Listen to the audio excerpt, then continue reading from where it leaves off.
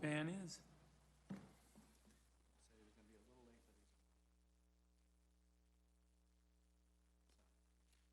Well, let's get started. And when he gets here, because we've got enough for a quorum, we'll get started. When he gets here, we'll add him in. Okay? Yep. All right. Let's call this meeting to order. You guys all ready? Recording? All right. Everything on? There's Van. No, that's not Dan. How you doing, Van?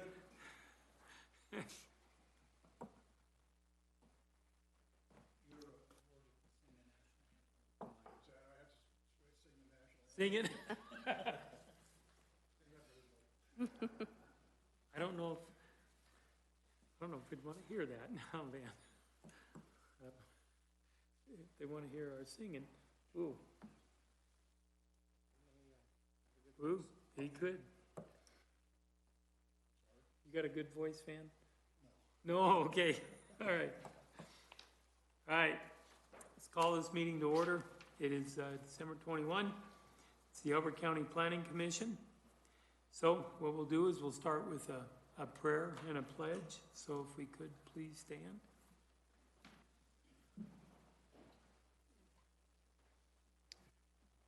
Our Heavenly Father, we give thanks for the ability to have come to this meeting. We ask for your blessing on all the members that are in attendance. We ask that you give us the wisdom to make the right decisions and the ears to hear the truth. In his name, amen.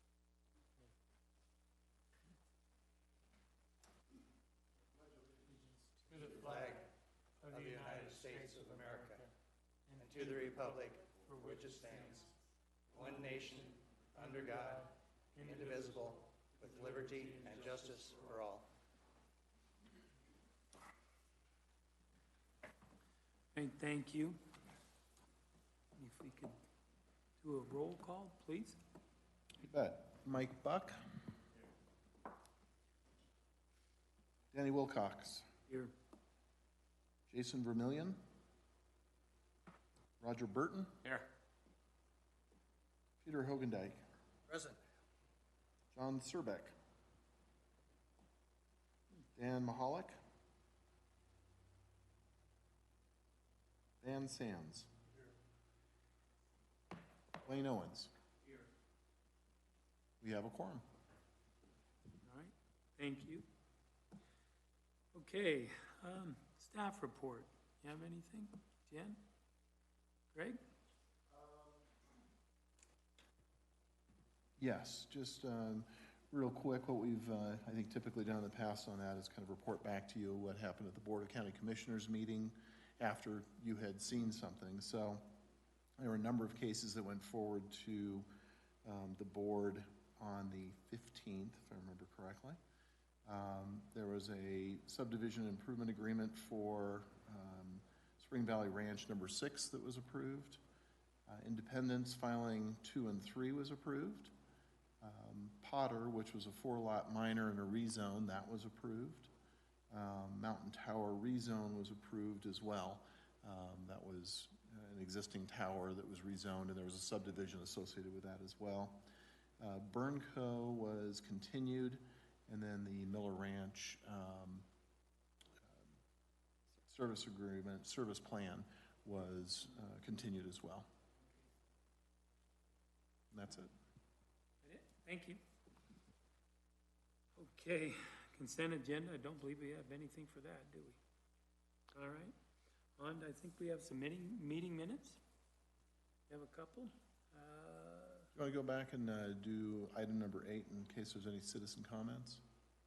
Oh, citizen comments. I missed that. Citizen comments. Unrelated to any. We've got 2 folks here. Unrelated to any application. No. Diane, no. Nope. Okay. On to the next thing. Meeting minutes. We've got 1 set of minutes. Did we review them? Did anyone review them? I did a little. Just I kind of glanced through them. Okay. Are we good? Motion? I'll make a motion we approve the, let's see, which, November 16th. November 16th. Minutes as written. Second. Okay. So we forego the reading of them? All right? Okay, any other questions or comments? All in favor? Aye. Aye. Okay. Work session, I don't believe we have anything on plan tonight. Okay, public hearing process, let me go through the process real quick, because this will open our public hearing. Or quasi judicial board, that means what we do, we judge this application based on our codes and ordinances. That's our limit, we are limited in authority. Okay, pretty much anything here is a recommendation to the Board of County Commissioners, which has the authority to do things. We can do three things. We can approve, deny, or approve with conditions. And when I state approve and deny and the conditions part, that means all we're doing is recommending approval, denial, or associated conditions. They all have to be approved through the board. Okay, we are a volunteer group. We are here. We can't implement anything outside of the codes. So with that, our hearing process goes like this. It starts with the application is presented from our staff. And then we ask the applicant to present. Then at that point, we then ask for citizen comments, because then there will come questions. After that's completed, we'll go back and ask the applicant to answer if they can weigh in on comments or questions, and also staff if they can answer some of the things that may be presented. When that's completed, then we go to the board asks our questions, and then we vote. That's the process. So with that, we'll open our hearing then with, I think we have the Spring Valley Ranch filing 7. That's Correct? correct. Okay. Jen, are you? Yes, sir. Thanks, Danny. Thank you all for joining us this evening. I know we're awfully close to the holidays here, so in advance, Merry Christmas to all. Today is December 21st, 2021, and we are with the Planning Commission looking at Spring Valley Ranch Filing 7, case number FP 210052. It is a request for a final plat approval of 135 lots in Filing 7. The land is owned by Spring Valley Land Investments 2 LLC and is represented by CJ Kirst, who is with us this evening. This particular portion of Spring Valley Ranch is Planning Area J. Their application was submitted on July 15th of 2021. They did go through a single referral process, and their hearing dates are scheduled again today, Planning Commission on December 21st, and the BOCC is tentatively scheduled for January 12th. The notice for these hearings meets the requirement of Elbert County regulations, those notifications being via mail done on December 7th, the sign posting on December 6th, and newspaper publishing in the Elbert County News on December 2nd. So when we look at Spring Valley Ranch, this is in the northwest portion of the main hub of Spring Valley Ranch, immediately west of County Road 1721. As you can see, we're mostly PUD and AR and ag zoning. Right, as you can see, Filing 7 is to the west of the golf course, which itself contains a flood zone. And here you can see some riverine, wetland, and freshwater ponding areas. But these areas are being mitigated with an approved grading plan and detention ponds that are built to state spec. The original number of single-family lots approved in Planning Area J was 137. The current Filing 7 count of 135 allows for the remaining 4 lots to be used as Tract P, a 1-acre park parcel, which is clouded here in red. Also highlighted is River Highlands Drive, which I will refer to shortly. So this is our list of responding agencies in our referral process. No objections were received. However, the assessor's office has an outstanding issue regarding the street name River Highlands Drive. The developer does not want to support changing this name again. It was originally approved as Doral Loop. At the request of the county, the name was changed to River Highlands Drive, which was the name recommended by the county, and a technical plat correction was issued. The street signs are already in place today. In addition, CORE or IREA sent red lines to ensure the proper utility easements were addressed, and those have been added to the plans. For the review criteria in the Elbert County regulations, first we look at water supply. The water is served by the Spring Valley Metropolitan District, who has provided a will serve letter. The district has previously provided proof of this supply that was deemed sufficient and approved by the Colorado Division of Water Resources for the PUD. More specifically, Spring Valley Metro District 1 is the operational district that provides water and sewer service, while Spring Valley Metro District 6 is the infrastructure financing district for the planning area. And District 1 currently serves over 400 occupied homes and does have adequate water and sewer capacity to serve these 135 lots. Criteria 2, again, is on sewage and sanitation. And that same will serve letter from Spring Valley Metropolitan District also applies to sanitation. Criteria 3 has to do with hazards that may be presented on the property. And while no hazard areas have been identified, expansive soils are indicated in the preliminary geotech study, which means that additional soil treatment and associated compaction tests will be required, and the foundations will have to be designed appropriately. Review criteria 4 and 5, whether it is in compliance with our regulations and is consistent with the comprehensive plan. And we find that the proposal does comply with regulation and supports the implementation of the comprehensive plan, as it is guided by the residential development, economic growth, and transportation goals. Elbert County residential development encourages a range of lot sizes and residential densities associated with available roads and infrastructure, while emphasizing the designation of open space and the preservation of areas of visual, historic, and natural consequence. Policy RD2 specifically refers to clustered residential development patterns on lands within 1 mile of paved roads, as County Road 166 is here. And Community and Development Services finds that, or recommends that the Planning Commission recommend approval of this requested Spring Valley Ranch Filing 7 final plat, with the following conditions. The applicant will be required to remove the public hearing sign within 7 days. The rezoning, the final plat will not become effective until all fees are paid, conditions of approval are met, and the final plat is recorded. And recordation of all appropriate documentation must occur within 180 days. Those are our 3 standard conditions. The 4th, all final red lines on the project exhibit must be completed prior to recordation.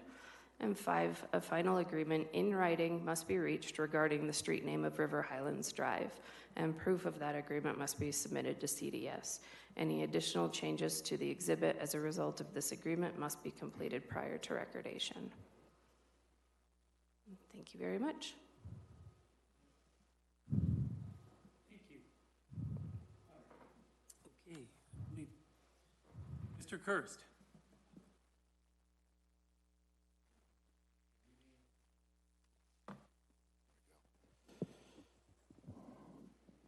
Good evening, CJ Kirst, Tahoe Consulting, 5730 East Otero Avenue, Suite 200, Centennial, Colorado.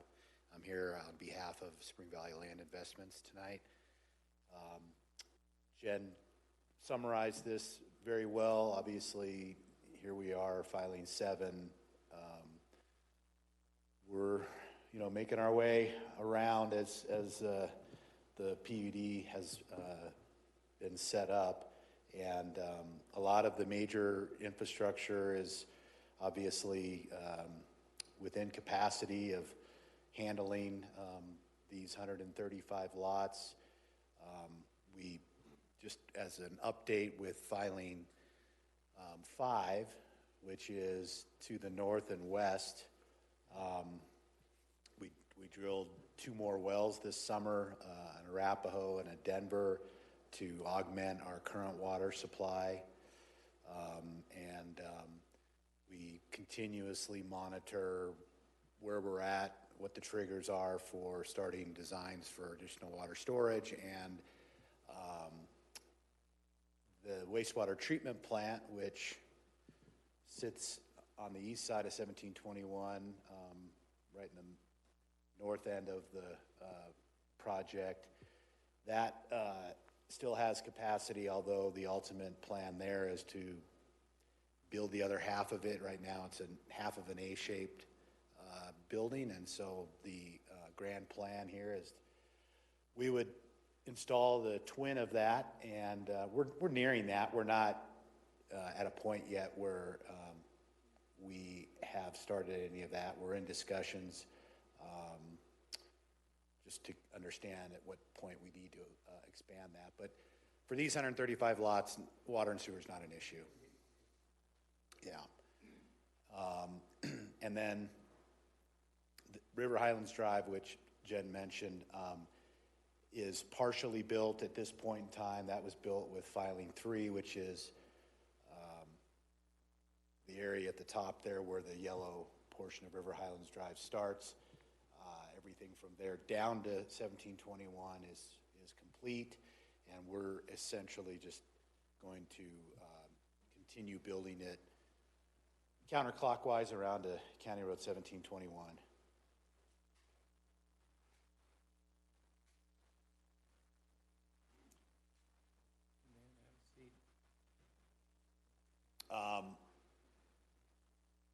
Drainage, as Jen mentioned, there are a couple detention ponds which we will build, and that will treat the water for water quality. It'll attenuate the flows down to historic rates. Those flows eventually go underneath 1721. Back when this project was initially started and constructed in the early 2000s, there was a very large circular pipe. I want to say it's like a 72-inch pipe that goes underneath 1721, really kind of just by the tee or by the driving range. That's where all this water goes, and then it eventually naturally makes its way through the golf course and into Running Creek. I think that's really it in a nutshell. It's conforming with the PUD. We're just under the allowed density for planning area J. After J, there's a couple more, like where it says sheet 8 and then sheet 9 and 10, you got K and L that are going to be coming at some point in time here as well. Is that when it ends, with 10? What's the final filing? Yeah, there's, when I was talking about the 2 new wells up in filing 5, there's the other half of that, because filing 5 was 350 lots. There's about another 350 lots. So that would be another filing, just kind of depends on where we're at in the sequencing of things. And then on the far east end is planning area F. We are days away from making our application on that. So I guess that would be filing 8. And then you got the other 2, K and L. But everything on this side is going to require that other sewer system, right? Yeah, once we get into... You're going to get, that's what I was kind of wondering, Yeah, the first filing 5, which had 350 lots, we're still okay there. But once we get into the second half of that... Second half, you're going to have that, Yeah, we're going to have to start utilizing an expansion. What happens when you get into the other areas over on the east side? You're going to have expand it even more? More than like, well, Yeah, as far as the wastewater, it's basically a twin. As far as the water goes, we're gonna have, probably another 5 or 6 wells that we'll have to drill to bring all the water supply that we need for all 1,786 homes, and another tank site, which will be very similar, if not a little bit bigger than the tank that's out there today.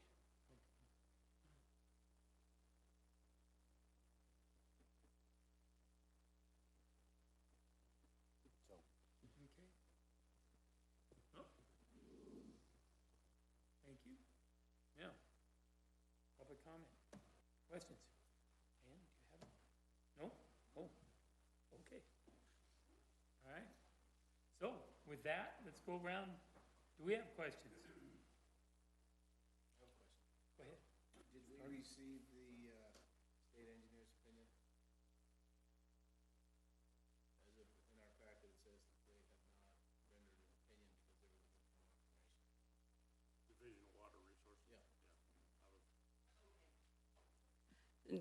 Division of Water Resources, yes, has received they made the caveat that as long as there is a will serve letter, because previously the supply was calculated to cover the original number of lots that was planned, then yes, as long as the Metropolitan District accepts ownership and says, yes, we do have the supply for this particular filing, then that's acceptable. That was established in the initial application. Correct, yeah. When they initially did the plan for the overall development, they had to prove supply of water. Had to prove the supply of water for all the tracts.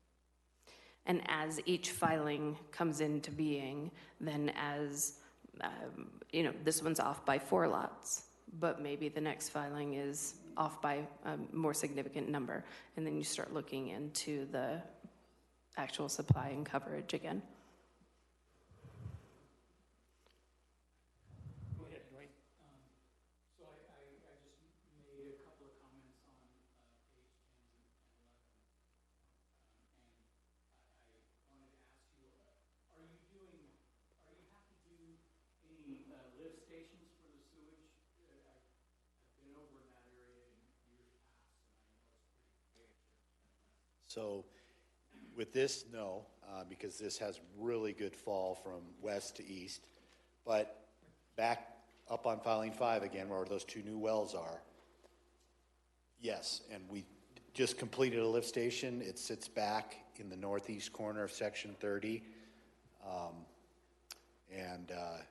We need to do that to basically get it to County Road 174. And once you get to 174, then it becomes gravity from there. So we don't expect another lift station. That will be it. We already have one currently in the golf course, which was built with the original. Yep. So that 174 is the high point.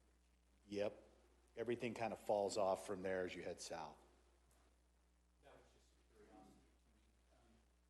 On page 10, of the 1,350 pages that I have in my packet, talk about detention and water quality ponds. And I was curious, a couple of points about, and forgive me, I'm still relatively new, so I'm trying to understand the requirements are there, but due to their proximity from homes, what requirements exist to protect children from accessing these ponds, falling in or whatever? I mean, I never had any problems falling into the pond, but I don't know if that's still true. Well, these are regulated by what's now Mile High Flood District, used to be urban drainage, and they kind of set the foundation for a lot of drainage policies. And detention ponds have to completely drain within a 72-hour period. So you really don't have standing water per se that presents a risk. But back in the day, there, you used to be able to, if you did not have a way to outfall your ponds, you could handle stormwater through retention and then just wait for, things to absorb, where you did have more standing water risk for public safety, but that just doesn't exist anymore. These ponds drain out in 3 days at the most. Is there a particular setback from the houses to the detention ponds that you have to follow from, looking at where they're located? Is there, and again, it's my ignorance that No, I'm no. asking about. In this particular subdivision, we're really not putting lots, right up against detention ponds. But when there is that sort of situation, we don't typically, have a detention pond slope that drops off right at somebody's, property line. But in this case, it's not really, an issue. My last comment was on page 11, the partial statement says, county will maintain roads for length of warranty period. That was mine. Huh? That was mine too. I'm sorry. No, that's fine. No, go ahead. Good, that's good. I agree with you on that one. Is Good this question. common and acceptable that the county would take on this expense? And should the applicant have to pay for that maintenance during the warranty period? Am I missing that? Did I say it wrong?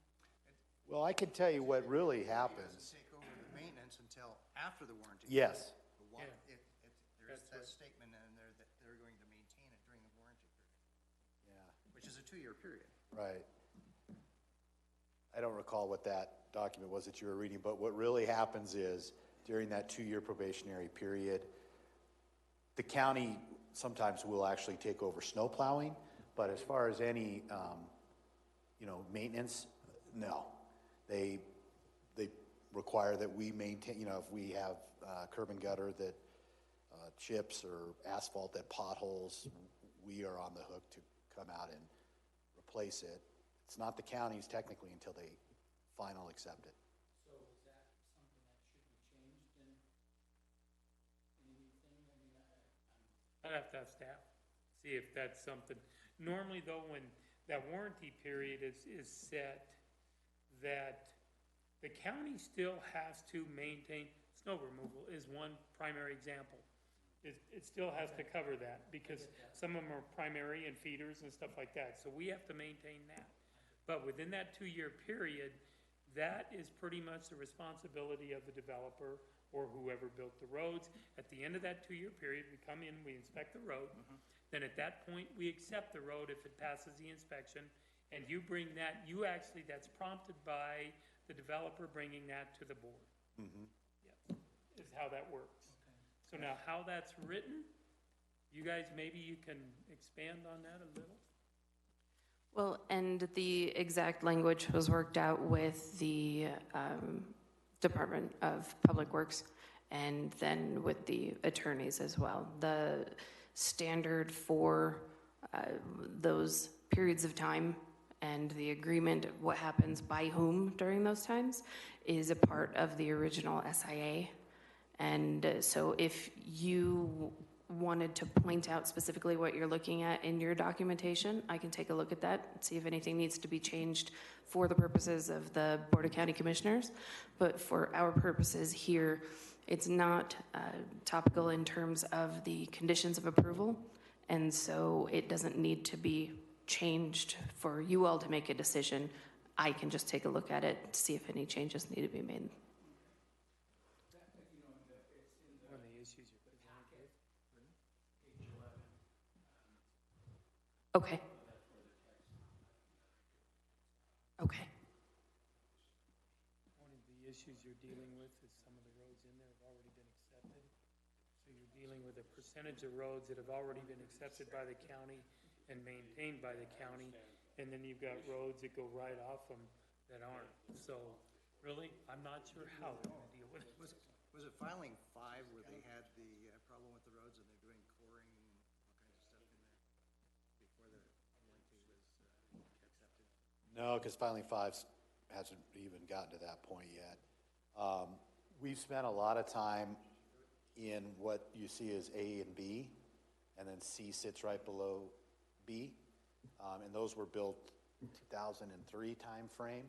And like this summer, for example, our Metro District went in and did a ton of maintenance on those. And then we even, South Augusta, which is the loop that goes around, we did a mill and overlay on that. But, you know, that's pretty standard. I mean, we're 20 years now on those roads, and asphalt is. I remember that, I can't remember which filing it was, but I do remember that there was a question about the county wouldn't accept the roads because there was problems with them, and they were doing coring and.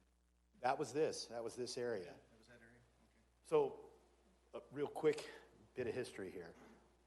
We built that in the 2003 to 2005 timeframe, went through our 2-year, we got probationary acceptance, and by the time we got to our 2-year, through our probationary period, and we were ready for final, we're in 2008. And so, obviously, nothing happened for a while, and then when the market started to come back a little bit, I want to say it was maybe 2012, we started talking to the county again about, okay, let's now start moving forward with trying to final accept these roads. And that's where some of this discussion started, like, well, there's some potholes and some issues with the roads that need to be taken care of. And so we've been working on that as we have been progressing here, but hasn't really been an issue as of late.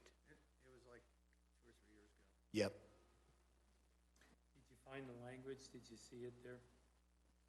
No, yeah, each of those files are attached to your packet individually, so we have to go through and look at each of the 11s. Yeah, so we'll track it down and see. Okay, that would be great. Yeah, if you just drop me an email. Wayne, you have the page, right? Did you have? Yeah, I have the page in the packet, which is Then they can look. What's the packet? the huge one that has 1,350 Yeah, pages to it. yeah. It's probably the formal application, but it doesn't appear to be page 11, but we'll track it down. If you give me some details in an email, I'll do some digging. Alrighty. Yeah, it was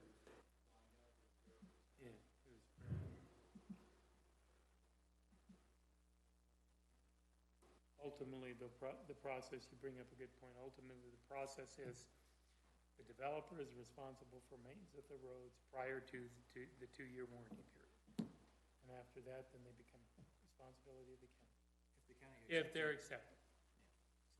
I figured that the warranty period was not our responsibility. And I wasn't accusing you of being an hour. But then there's another part, you got a 2-year warranty period, hopefully we're not doing anything in the roads in that 2-year period, because they should be pretty good. Right. So anyway. Yeah, it is on. Snow removal we do, because that turns into another issue, is that if they're primaries or feeders or anything like that, we do snow removal. It's in the summary of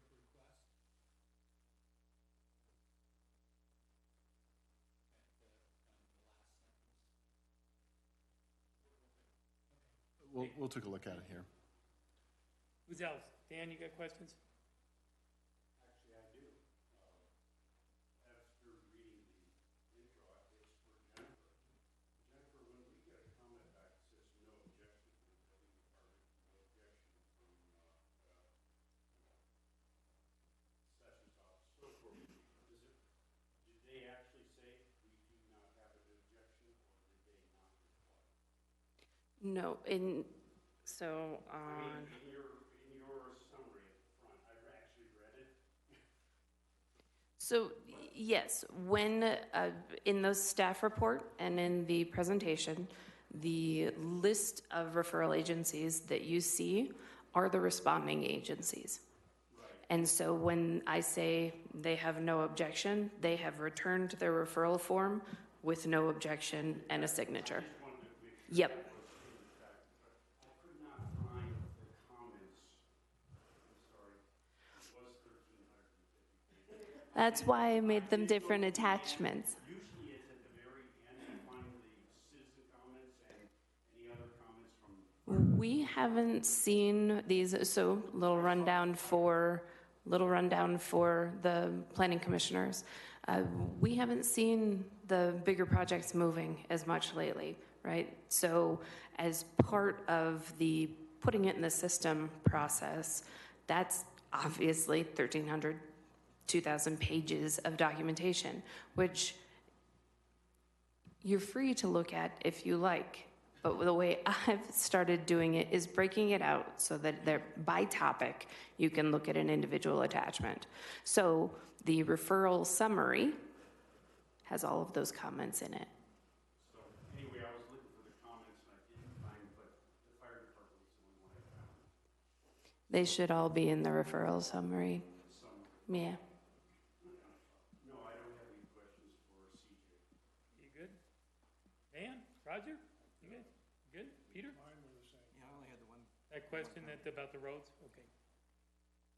Any more, Mike? No? Okay. No questions for staff? All right, then. Okay, I'll make Sounds like we're ready. I'll make a Motion? motion that we approve the Spring Valley Ranch filing 7FP-21-0052 with the listed conditions. Okay. Do we have a second? Mike Buck is a second. Okay, do we have any further discussion? Hearing none? Yeah, hearing none. Hearing none? All in favor? Aye. Okay. Thank you. All right, now, Make a motion that we adjourn the meeting. thank you. Meeting's adjourned. Merry Christmas, everyone who's here.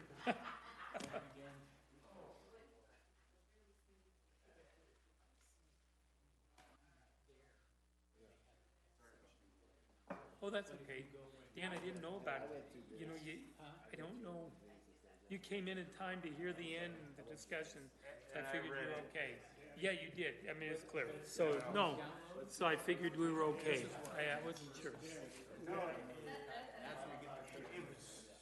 just gonna bring it up, I talked to you over it. At least as far as printing, and either I'd like to see. I know, did you mention it to them? I'd like to see it, and my wife has said